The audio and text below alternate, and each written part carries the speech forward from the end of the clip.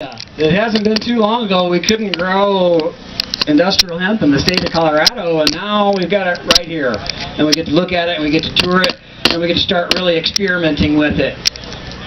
And kind of why I got into this movement was because I was looking for a better way to build a house. I've been a carpenter for most of my life, so I figured there must be a better way, but as I started taking green code classes and things like that through the city of Fort Collins, I saw what we were doing to green up our houses. And what we were doing to green up our houses was we were putting more petroleum-based products into the house. We were adding more and more complicated systems to keep air from getting in and out of our houses. So what I noticed is that our plastic boxes started to get locked up tighter and tighter. And in that process, we started to have indoor mold problems. That's when chemical sensitivity syndrome really started happening, because we had indoor air pollutants and molds and things like that inside of our houses. We carry toxins on our clothing into our own house. And so that's what we breathe. And so when I found HempCrete, I found that it was different in that way. Sounds pretty cool having that reverb going, huh? Has anybody ever planned a festival this size before? Is it a little bit of work, or a lot of work, or it's a lot of work, isn't it? And so I'm glad to be here, and I'm glad that Veronica spent all of her time to put this together. So thanks, Veronica.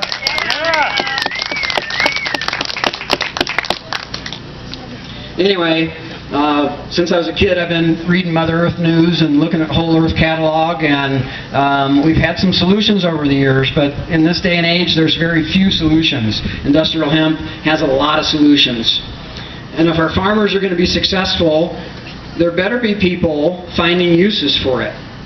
And if there's not uses for the plant, and if we don't develop those uses, then it really doesn't do us much good to grow it. And you can ask some Canadian farmers that had some initial failures because there was no market yet, there was no processing, and so we've all got to kind of work together. We've got to integrate it correctly. So we're working to build homes with it.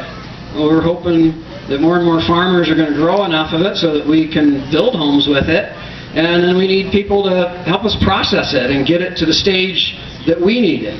And that's one of the things I'm going to talk about here today. Like I say, I'm a carpenter, I'm not a farmer, I'm not a hemp processor. I've learned how to use hemp to build houses with, but just this past week I kind of got the idea that I ought to learn a little bit more about the actual processing of the hemp. And so I found a picture online of something called the hemp brake, and this is the old way to process it. The slaves Thomas Jefferson's slaves used to use this machine, and apparently they complained about that. So if your slaves complain, then it's probably pretty hard work. Anyway, this is a hemp brake, and I need some stock. So Veronica said I can use what's up here. So I hate to take down her nice display, but I need to find some hemp stock. That's what it's there for. John, over here behind. Over here. Oh, okay. Here's some.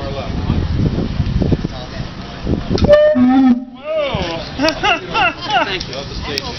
Sorry, my bad. I'm not used to having this thing, so. All right. Well, so anyway, you know, there's all these different things, different ways to wrap the hemp and things like that. I'm looking for the inner part of the stalk or the herd, but the fiber people don't want me to just cut it up. They wanna still have the fiber intact, so it takes a machine that does both of that. So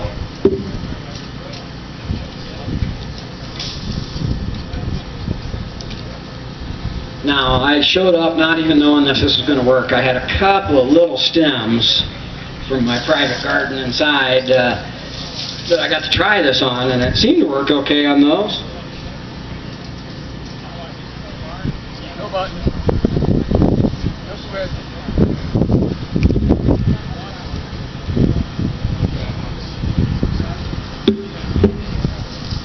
So this is how they do it.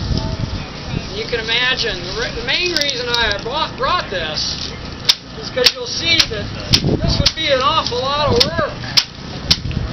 But it does the trick. It breaks it. Doesn't quite ruin the fiber.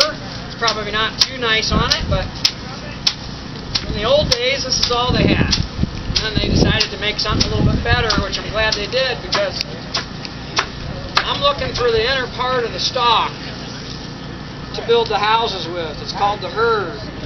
And there's just a little bit in this stalk, so different plants would produce more herd. And that's what we would be looking for, but that's about what it looks like after I get it out of that stalk there. But the fiber's still long, and so, you know, you could, well, I guess if you were, you know, you make a pair of underwear or something out of this. Now, you probably need to go through a lot more processing before it was comfortable enough to be down there. So after we get the herd,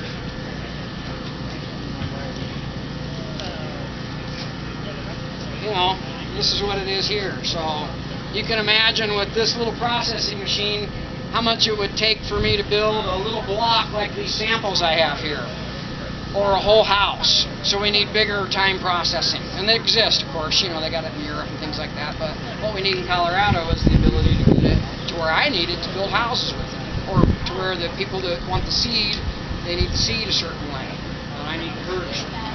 So now, after we've gotten the herd separated, or we bought the herd from somebody else, right now I get it out of Canada or the Netherlands or other places around the world that may or may not have it. It's really hard to get, it's hard to import, and it's expensive. But it is going to allow us to prove the concept by building small structures and blocks and tiny houses and things like that, and alternative building structures that actually have a permit. So when we take the herd, then we mix it with a lime-based binder, and we're going to be actually doing that over at my booth here after I finish my little discussion here. We'll be actually mixing up and making some little blocks, and you can see kind of how that works. But let me explain why I think it's a better way to build a house. You can see this block here. I've got framing here, so imagine that the house was framed up like we would normally do it. Except we don't need quite as much lumber. We can get away with less lumber when we build a thermal wall system. So it's all framed up, and then we cast it in place. We mix up the hemp, the lime, and the water, and then we build a formwork, and then we'll pour it inside of the wall cavity. And then we move those forms, and we do that again as we go from one part of the house to the other. But what we end up with is a thermal wall system that takes the place of the drywall, the insulation, the exterior boarding, house wrap, siding, caulk, paint. All those systems are replaced by one thermal wall system that's bio-based. It doesn't have chemicals in it. It's lime. Lime is technically caustic, but in this form, we got to wear a mask when we work with it and things like that. But it's inert once we have it in the thermal wall system. So what that brings us is several advantages. Now, when I was out in Wisconsin taking my first Steve Allen class, he's an internationally recognized HempCrete instructor and wrote this book. I was out taking that class about 2.5 years ago, and 70,000 acres of my backyard was burning down while I was taking this class. The High Park fire up west of Fort Collins. And so one of my first questions was, is it fire resistant? And with his Irish accent, oh Jean, you could hardly burn it if you tried. And he directed me to his video online. He's got a video online where he takes a blowtorch and tries to burn it and does like a 10-minute test. And there may be actually a fire test video of me up online somewhere if you were likely to search for it. Anyway, you can hardly burn it. It's essentially a non-combustible material. And so in light of the High Park fire and thinking that we ought to build structures that don't burn is easy. But if it does burn, it'd be nice if it was not quite so toxic. And you guys might remember some of the other fires we've had down here. I specifically remember the Black Canyon fire down south of here a little ways. And my wife pointed out when those big homes were burning how black the smoke was.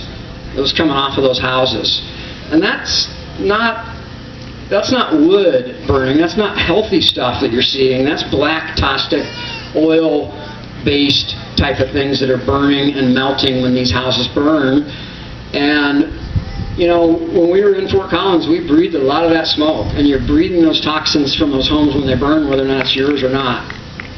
So it's going to benefit all of us if we start building our structures out of more bio-based materials in a lot of different ways. Now, it's more energy efficient and more comfortable, and I put those together because they kind of go hand in hand. Comfort level is what we're really looking for in homes. A lot of people say, no, we're looking for fancy archways and things like that. You know, well, no, comfort is really where it's all at. That's what my family will complain about the drafts and things like that, more so than anything else. So comfort level, how do we maintain that? Well, more constant year-round temperature. That also helps us with energy efficiency. So, but we don't want it to feel like a cave. We want it to feel more like a warm home. And HempCrete has some amazing qualities. It's breathable. So the best way to describe the breathability of the product is, when I was a kid, and you guys might have done this, has anybody ever tried like a plastic trash bag for a raincoat? Yes.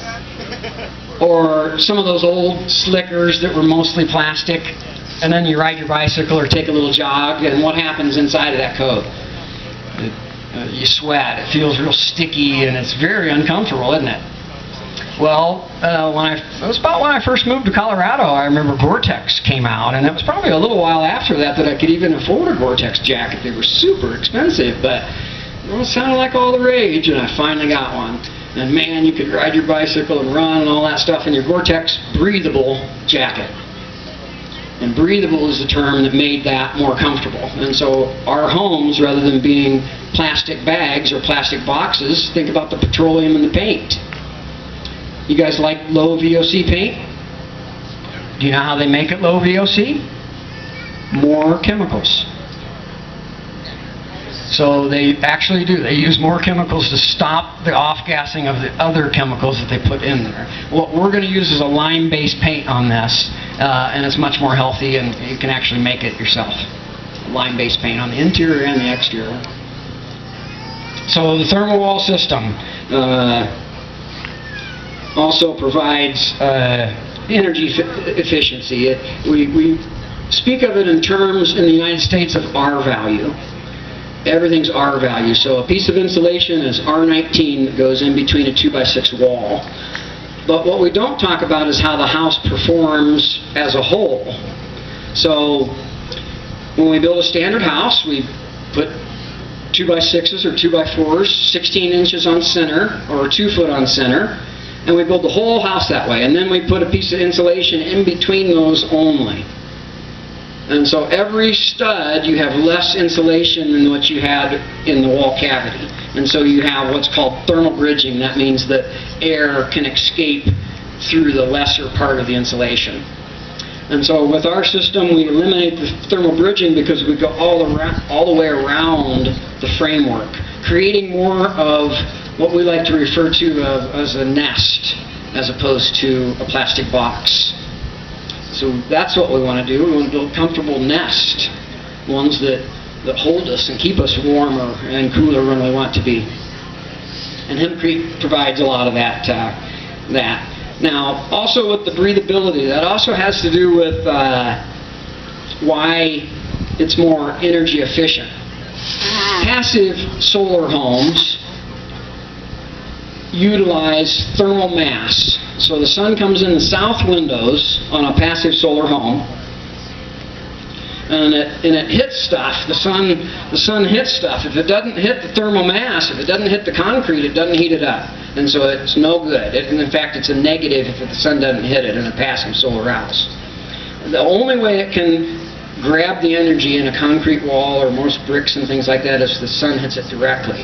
Hemp's a little bit different because it takes that moisture in with it. And so that moisture in a home is warm. It's warm from our breath, it's warm from our showers, it's warm from our cooking, it's warm from our wood stoves or other heating sources and things like that. And so when it takes on that heat, it takes it on warm and stores it inside of the moisture, and then slowly releases it back into the room. So that's kind of the short story of how that breathability actually has more than just that breathability factor. Now, has anybody seen the Bring It Home movie? Yeah? You guys have seen that? If not, man, check out at least the trailer is actually really good. It's almost as good as watching the whole thing as far as telling you about it. But Anthony Brenner, the architect that was featured on Bringing It Home movie, he was at my class that I took out in Wisconsin, and I got to know him, and I didn't even think about the health benefits of HempCrete until I met him. And he told his story. He tells it on the Bring It Home movie about his daughter who has chemical sensitivity syndrome and had seizures all the time. And so he was looking for a way to solve that problem as an architect. And what he had found was that it was her indoor air environment that was making her sick, that was causing her seizures. She had some other deeper health issues, but the one that was causing the seizures was determined to be indoor air environment specifically. So he sought out industrial hemp and started finding ways to use it to make a more healthy indoor air system. The first reason it's healthier is because it is a plant product. It's bio-based. But the breathability is what really provides its health benefits, because it's less likely to gather molds and things like that. And you don't need the fancy ventilation type systems that we're putting inside of our houses. The reason we have to have these big ventilation systems is to dry out the moisture from our cooking, our sweating, all that stuff puts moisture into the air. So we got to dry that out so it doesn't mold on the walls. And in Midwest areas and more moisture areas, they really have to concern themselves. We don't have as much problem in Colorado with the molds and things, but it does exist, and hemp is better for that. Anyway, so after we build this thermal wall system, we let it dry. It hardens up. It gets fairly hard in just a few days, but then over time it gets harder and harder and harder and keeps sequestering carbon over time and actually starts to turn back to stone. The lime is essentially limestone, crushed up seashells and things like that that are in different forms, and they're burned a little bit to get to the stage of where we need them to have the binding capability that we need. So really, the other thing that we're trying to do as environmentalists, we want to save the planet with hemp, right? Is that what everybody wants to do? I applaud that, but I really hate to disappoint you. You will not save the planet with hemp. You might save the people, and I'm stealing this from Steve Allen because I like it so much, I'm making it my own little thing, but you might save the people. The planet's gonna be fine after humans are long dead and gone, and we've polluted our planet so bad that it's no longer suitable for humans. The planet will still exist, and it will eventually come back. But we need to save us. Now, in the process, we got to clean up the planet, because that's what's going to save us. So anyway, we want to have less embodied energy into our buildings. And we don't really talk about this term. You're starting to hear it in the alternative building industry more and more. You hear a lot in Europe and around the world, which they catch on, especially the environmental issues. We tend to want to try to forget them here in the United States. But at least there's small groups of us like here today that are kind of committed to doing it a little bit different. And as we talk about it more, and as we build homes out of hemp, and we invite our friends to come and stay in a much more comfortable dwelling, then the idea will catch on. And if we can make it eventually even more cost effective than building a standard house, then more people will make that decision. So, yeah, so we got our thermal wall system, and we can finish it in different ways. I've just done some stucco samples, mixing different limes and clays and things like that to come up with something that works well here in Colorado. So the outside can be a standard stucco. You can put siding on it, but it's not quite as, the siding will burn, so I'd rather see you do stucco because it'll resist the fire a little bit more. Now on the inside, it can be just about anything. You can make it look very much like drywall, but it's really suited to an older world style of plaster, like what's on the bottom here. Like what you would find in the Sistine Chapel, or where many great artists' works are. They're done on a lime-based plaster. So lime plasters have been around since the beginning of time. In fact, the Romans were the first to, experimenting with it to make their stuff harder and more cementous. On the top here, I've gotten creative with a few rocks. You can put glass pieces in there, or bottles, or whatever. And this is a hemp textured plaster. So I've used some of the hemp to give me the texture that I might desire in the house. So you can be entirely creative depending on more so your plaster guy and your ideas than anything. It allows for great creativity because you can make it round or form it into different, all kinds of different things. It doesn't have to be as flat like this. You can be creative with it as well. Or in the future, we're working on bigger systems to be able to install this into bigger type facilities. And if you do a little bit of research online, you'll find some of the bigger projects. Now, the more known one is called the Adnams Brewery in the United Kingdom, and they built with hemp. Okay, and they used some HempCrete in some areas. They used a lot of hemp blocks and things like that. But they built like a football-sized field storage facility for their beer. And they have a real environmentally conscious business model. And they decided to do this, but they're claiming that they're saving several $100,000 a year in utility bills because they're able to keep that constant temperature. And the more suitable example for what we do is something that was built out of HempCrete in Europe. That was a big project. It was done by the Wine Society, and so they're storing wine and they need a constant temperature, and they're saving, I don't have the exact numbers on what they save a year, but it's significant on a HempCrete system. So you might want to build out of blocks, but what we're doing is we really are building the whole nest. We're going to do the floor system, we're going to do the walls, we're going to do the roof, and we're going to create this envelope that surrounds us in a bio-based, healthy material that actually breathes. And it's going to take on that heat in a passive solar fashion, and it's going to release it back to us better at night. So almost no heating and cooling in a structure like this that is faced correctly to the sun. If you get it right at solar south, then that's when you're going to get the most benefit from that sun. You're going to want to limit your windows on the east and the west side. You're going to want some there so you can see out and look at the view or whatever, but you're going to want to limit them. And hardly any windows on the north side, all of them on the south side. And if you do that here in Colorado, the sun is free energy. And if it gets 12 below, it's probably a good idea to have a wood stove or something like that to, take the chill off if it gets, bitter cold for a few days. But you'll cut your energy bills and increase the amount of days that you're comfortable in your home. Well, anyway, that kind of takes you through the process of what we do to get it like this. And so I'd like to see if anybody has any questions. And then in a few minutes here, we're going to head over to my booth.